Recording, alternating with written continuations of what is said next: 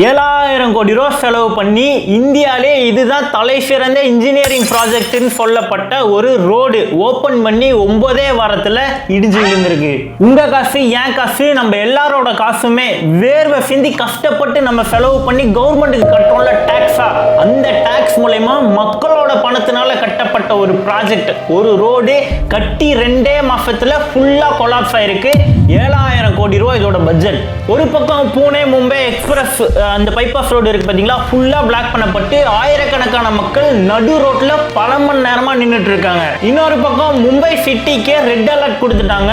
ஒரு அடிக்கு 30 சென்டிமீட்டர் அளவுக்கு மழைன்றது அதிகமா பெஞ்சு வெளுத்து வாங்கிட்டு இருக்கு மும்பைல. இந்தியாவோட இதயமே மும்பை தான். ஏன் அப்படின்னா இந்தியாவுக்கு வரக்கூடிய எல்லா பொருட்களுமே மும்பைல தான். மும்பை தான் இந்தியாவோட ஒரு எக்கனாமிக்கல் ஹப்பே. ஓகேங்களா, அப்பேற்பட்ட மும்பைல இன்னைக்கு ஏர்போர்ட் ஒர்க் ஆகல, ரயில்வே ஸ்டேஷன் ஒர்க் ஆகல, ஸ்கூலு காலேஜ் எல்லாமே பேன் பண்ணிட்டாங்க. மழை அடிச்சு வெளுத்து வாங்கிட்டு இருக்கு. யாருனாலையும் வேலைக்கு போக முடியல, பொது விடுமுறையை விட்டாங்க.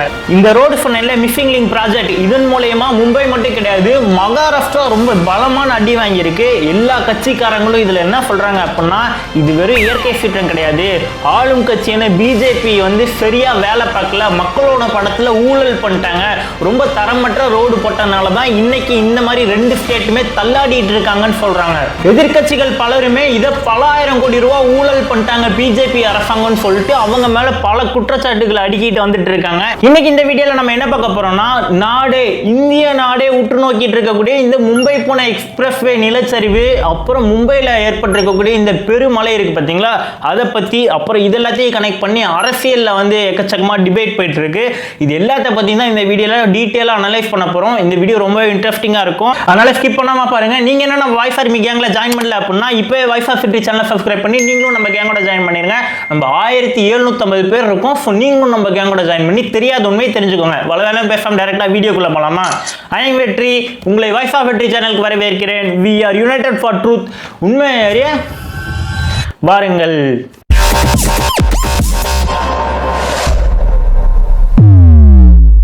மும்பைக்கு பூனேக்கு நடுவில் இருக்கக்கூடிய இந்த போக்குவரத்து டிஸ்டன்ஸ் இருக்கு பார்த்தீங்களா, கிட்டத்தட்ட 1 hour வரைக்கும் டிராவல் பண்ண. ஏன்னா மலைக்கு நடுவில் அந்த ரோடு வளைஞ்சு போகுது. இதை நம்ம டிராவல் டைம் மிச்சப்படுத்தணும், கம்மியாக்கணும் அப்படின்னு சொல்றதுக்காகவே இந்தியாவில் ஒரு மிக அற்புதமான ரோட் ப்ராஜெக்டை செயல்படுத்தலாம்னு முடிவு எடுக்கிறாங்க. இந்த திட்டத்தை யார் கையில் எடுக்கிறாங்கன்னா, எம்ஆர்டிசி தான் இந்த திட்டத்தை கையில் எடுத்து கிட்டத்தட்ட 7181 கோடி ரூபா செலவு பண்ணி இந்த மிஸ்ஸிங் லிங்க் ப்ராஜெக்ட்னு ஒன்று ஆரம்பிச்சு கடைசியாக இப்போ ஒரு 2 months முன்னாடி தான் இந்த ப்ராஜெக்ட் ஓப்பன் பண்ணாங்க. அதாவது இந்த ரோடு எல்லாருமே பப்ளிக் டிரான்ஸ்போர்ட் யூஸ் பண்ணலாம்னு சொல்லிட்டு அபிஷியலா அனௌன்ஸ் பண்ணி ஓப்பனே பண்ணிட்டாங்க.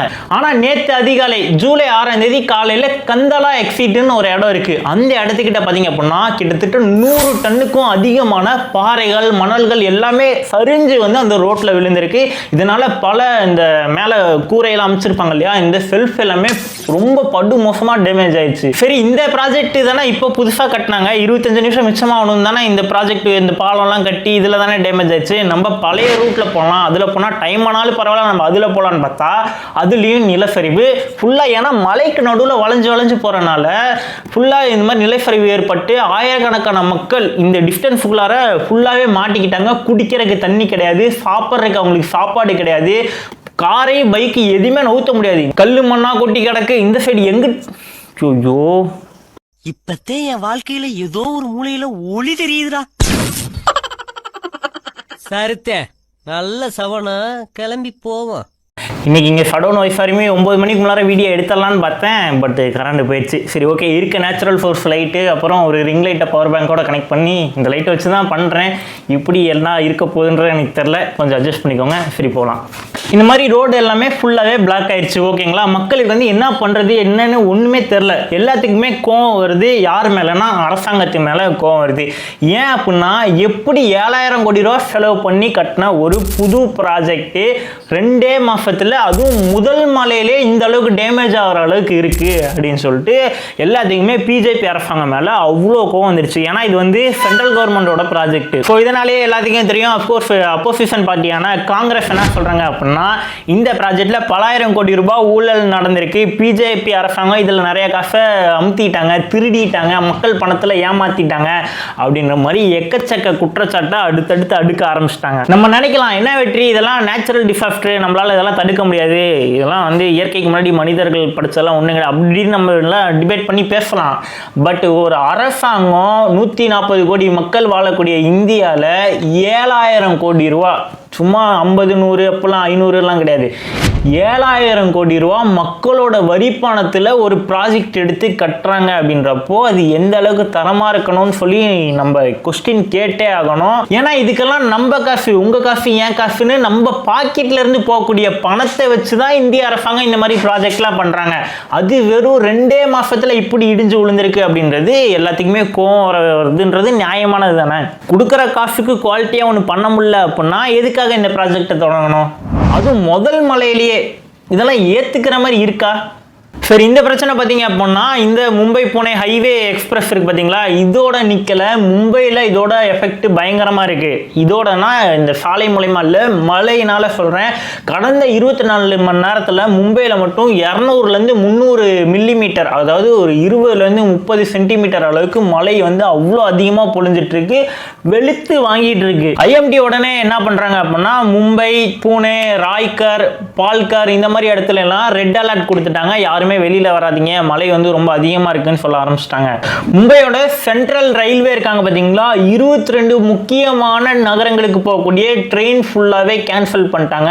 இதனால எவ்வளவு மக்கள் பாதிக்கப்படுவாங்கன்னு யோசிச்சு பாருங்க. ஒரு ட்ரெயின்ல 1000 பேர் போறாங்க அப்படின்னாலே 22 ட்ரெயின்றப்போ கிட்டத்தட்ட 25,000 பேர் வரைக்கும் இதுல அஃபெக்ட் ஆகிறதுக்கு அதிகமான வாய்ப்பு இருக்கு. எவ்வளோ பேரோட அந்த எல்லாம் பிளான் பண்ணி வச்சிருப்பாங்கல்ல, எல்லாமே கொலாப்ஸ் ஆகிறதுக்கு அதிகமான வாய்ப்பு இருக்கு. ஸோ சுச்சுவேஷன் எந்த அளவுக்கு மோசமாக இருக்குன்னு பாருங்க. ரயில்வே மட்டும் இல்லாமல் மும்பையில் இருக்கக்கூடிய இன்டர்நேஷனல் ஏர்போர்ட்டான சத்ரபதி சிவாஜி விமான நிலையத்தில் அந்த மழை அதிகமாக பொழிஞ்சிட்டே இருக்கனால பார்வை வந்து சரியாக பார்க்க முடியல, ரன்வேலாம் எங்கே இருக்குன்னு சரியாக தெரியலன்னு சொல்லிட்டு அந்த விமான நிலையத்துக்கு வரக்கூடிய பல முக்கியமான விமானங்கள் எல்லாமே ரூட்டை மாற்றி விட்டு திருப்பப்பட்டு இருக்கு. பல விமானங்கள் கேன்சலும் பண்ணப்பட்டிருக்கு. அப்போ ஃப்ளைட்டில் எவ்வளோ பேர் போக வேண்டியது இருக்கும், எவ்வளோ மக்கள் இதனால பாதிப்படைஞ்சிருக்காங்கன்னு பாருங்க. பாம்பே முனிசிபல் கார்பரேஷன் என்ன சொல்லிட்டாங்க அப்படின்னா இந்த மழை வந்து இப்போதைக்கு நிற்கிற மாதிரி தெரியல, ரொம்ப அதிகமாக போயிட்டு இருக்கு, அதனால நாங்கள் எல்லாத்துக்குமே ரெட் அலர்ட் கொடுத்துருக்கோம், தயவு செஞ்சு யாருமே வீட்டை விட்டு வெளில வராதிங்க, நீங்கள் உங்களை சேஃபாக பார்த்துக்கோங்க, அதுக்கு மேலே நாங்கள் எதுவும் சொல்ல முடியாது அப்படின்னு சொல்லி ஸ்ட்ரிக்டாக ரொம்பவே எல்லாத்துக்குமே முக்கியமாக வீட்டை விட்டு வராதிங்கன்ற மாதிரி அனௌன்ஸ்மெண்ட் கொடுத்துருக்காங்க. இந்த நிலச்சரிவு பத்தாதுன்னு பூனே மாவட்டத்தில் வேற பத்தான் அப்படின்னு ஒரு ஏரியா இருக்கு, அந்த இடத்துலையும் இதே மாதிரி நிலச்சரிவு ஏற்பட்டு 3 பேர் வரைக்கும் உயிரிழந்துட்டாங்க. என்டிஆர்எஃப் குழுவினர்கள்லாம் போயிட்டு அந்த நிலச்சரிவுல யார் யாரெல்லாம் பாதிக்கப்பட்டிருக்காங்களோ அவங்க எல்லாத்தையும் மீட்கிறதுக்காக ரொம்ப தீவிரமா வேலை பார்த்துட்டு இருக்காங்க. இந்த மாதிரி சிச்சுவேஷனுக்கு நடுவில் தான் மகாராஷ்டிரால ஒரு மிகப்பெரிய அரசியல் பூகம்பம், அதாவது அரசியல் புயல் வெடிச்சிருக்குன்னே சொல்லணும். எக்கச்சக்கமான டிபேட் உருவாக ஆரம்பிச்சிருச்சு. மகாராஷ்டிராவோட முதலமைச்சர் தேவேந்திர பட்னா இருக்கார்ல, அவரு சொல்றாரு இது வந்து யாரோட கையிலையும் கிடையாது, இயற்கையால ஏற்பட்ட நிலச்சரிவுங்க, இதை எப்படி நம்மளால கண்ட்ரோல் பண்ண முடியும், ஸோ இதுக்கும் நமக்குலாம் எந்த சம்பந்தமும் இல்லை அப்படின்ற மாதிரி ஆளும் அரசாங்கம் இந்த மாதிரி சொல்லிட்டாங்க. மகாராஷ்டிரால இவங்க ஆளும் கட்சியா இருக்காங்க, அது மட்டும் இல்லாம பிஜேபியோட அலைன்ஸ் வச்சிருக்கனால இதெல்லாம் வந்து இயற்கை பேரிடருங்க, இதெல்லாம் நம்மளால முன்னாடியே ஜட்ஜ் பண்ணி இதுக்கெல்லாம் நம்மளால எது பண்ண முடியாது அப்படின்ற மாதிரி கேஷுவலா சொல்றாங்க. ஆனா எதிர்கட்சியா இருக்கக்கூடிய காங்கிரஸ், சிவசேனா, யூபிடி எதிர்கட்சிக்காரங்கள் இவங்க எல்லாமே பார்த்தீங்க அப்படின்னா இதை வந்து சும்மா விடுறதாவே கிடையாது, இதை வந்து பேசி பேசி ஒரு பெரிய பிரச்சனையாவே கிளப்பிட்டாங்க. மக்களும் வந்து இதை ஓகே இவங்க சொல்றது கரெக்ட் தானே, நியாயம் தானே அப்படின்ற மாதிரி மக்களும் என்ன பண்ணிட்டாங்க, இவங்களுக்கு ஆதரவா குரல் கொடுக்க ஆரம்பிச்சிட்டாங்க. 7,000 கோடி ரூபாய் செலவு பண்ணி கட்டப்பட்ட ஒரு ப்ராஜெக்ட் எப்படி 2 மாசத்துல இடிஞ்சுழுவும்? 50% நீங்க வந்து கான்ட்ராக்டர் கிட்ட கமிஷன் வாங்கியிருக்கீங்க, அதனாலதான் அவங்க வந்து தரமற்ற பொருட்களை பயன்படுத்தி இந்த கட்டுமானங்கள்லாம் கட்டியிருக்காங்க, அதனாலதான் இந்த நிலைமை ஏற்பட்டிருக்குன்னு தன்னோட வாதத்தை ரொம்ப ஸ்ட்ராங்கா முன்னெடுத்து வைக்கிறாங்க. எதிர்கட்சியை சேர்ந்த சுப்ரியா சுலே ஒரு முக்கியமான கொஸ்டின் எடுத்து முன்வைக்கிறாரு அரசாங்கத்துக்கிட்ட. என்ன சொல்றாங்கன்னா, ஃபர்ஸ்ட் இந்த மிஸ்ஸிங் லிங்க் ப்ராஜெக்ட்டுக்கு சேஃப்டி என்விரான்மெண்ட் செக்அப் எல்லாமே கரெக்டா ஆடிட் பண்ணீங்களா அப்படின்ற முதல் கேள்வி எடுத்து வைக்கிறாரு. ரெண்டாவது கேள்வி என்னன்னா, என்விரான்மெண்ட் கிளியரன்ஸ் எல்லாமே வாங்கப்பட்டதா அப்படின்ற மாதிரி கொஸ்டின் எடுத்து வைக்கிறாரு. இதுக்கான பதில்ன்றது அரசாங்கம் யாருக்கிட்ட, பிஜேபி கிட்ட இருந்தாலும் சரி, மகாராஷ்டிராவோட அரசாங்கத்திட்ட இருந்தும் எந்த பதிலுமே வரல. வாய்ஸ் ஆர்மி தொழில்நுட்பத்தில் டெக்னாலஜியில் இந்தியர்கள் எவ்வளோதான் முன்னேறினாலுமே இந்த மாதிரி இயற்கை பேரிடர்களுக்கு முன்னாடி மனிதர்கள் பண்ண எந்த ஒரு விஷயமா இருந்தாலுமே அவ்வளோ ஒர்த்து கிடையாது அப்படின்றத இந்த மும்பையில் பெஞ்சிருக்கக்கூடிய கனமழை பெருமழைன்றது நிரூபிச்சிருக்கு. ஆனால் அதே சமயம் மக்களோட வரி பணத்தில் 7,000 கோடி ரூபா செலவு பண்ணி கட்டக்கூடிய ஒரு ப்ராஜெக்ட் எவ்வளோ காசு செலவு பண்ணி கட்டியிருப்பாங்கன்னு பாருங்கள். அந்த ப்ராஜெக்ட்டு இப்படி இயற்கை சீற்றத்தினால இடிஞ்சு போயிடுச்சு அப்படின்னு சொல்கிறது வந்து ஏற்றுக்கவே முடியாத விஷயம். வெறும் 2 மாசத்துல இந்த மாதிரி நிகழ்வு நடந்திருக்குன்றது தான் பொறுத்து கொள்ளவே முடியாத விஷயம். இது அவ்வளோ ஈஸியாக இயற்கை சீற்றம் தான், அதனால தான் இந்த மாதிரி பாலம்லாம் உடஞ்சி போச்சுன்னு சொல்லிட்டு நம்மளால கடந்தே போக முடியாது. ஏன்னா மக்களோட வரி பணத்தில் இந்த பாலம்ன்றது கட்டப்பட்டிருக்கு. நீங்கள் என்ன நினைக்கிறீங்க? இந்த பாலம் ஊழல் பண்ணியிருப்பாங்க, அதனால தான் தரமற்ற பொருட்களை போட்டு கட்டினால தான் இந்த மலைக்கே தாங்காமல் இடிஞ்சு விழுந்துருச்சுன்னு நீங்கள் நினைக்கிறீங்களா? இல்லை இயற்கை சீற்றம்ப்பா, இதெல்லாம் வந்து நம்மளால கட்டுப்படுத்தவே முடியாது, இயற்கைக்கு முன்னாடி மனுஷன் பண்ணதில் ஒன்றும் இல்லை அப்படின்னு சொல்லிட்டு இந்த 2 விதமான ஆப்ஷன்ல நீங்க எதை தேர்ந்தெடுக்கிறீங்க? ஆப்ஷன் ஏவா ஆப்ஷன் பியா? கீழே கமெண்ட் பண்ணுங்க. அடுத்து நான் வேற என்ன டாபிக்ல வீடியோ பேசணும் நீங்க நினைக்கிறீங்களோ அதை மறக்காம கீழே கமெண்ட் பண்ணுங்க. நான் வீடியோ பண்றதுக்கு ரெடியா இருக்கேன். நீங்க என்ன நம்ம வாய்ஸ் ஆர்மி கேங்ல ஜாயின் பண்ணல அப்படின்னா இப்பவே வாய்ஸ் ஆஃப் ஃபிட்டி சேனலை சப்ஸ்கிரைப் பண்ணி நீங்களும் நம்ம கேங்கோட ஜாயின் பண்ணிருங்க. நம்ம 1750 பேர் இருக்கோம். ஸோ நீங்களும் நம்ம கேங்கோட ஜாயின் பண்ணி தெரியாத உண்மையை தெரிஞ்சுக்கோங்க. ஸோ வாய்ஸ் ஆர்மி உங்க தட்டு என்ன மறக்காம கீழே கமெண்ட் பண்ணுங்க. இப்போ நான் கிளம்புறேன். அது வரைக்கும் பாய்.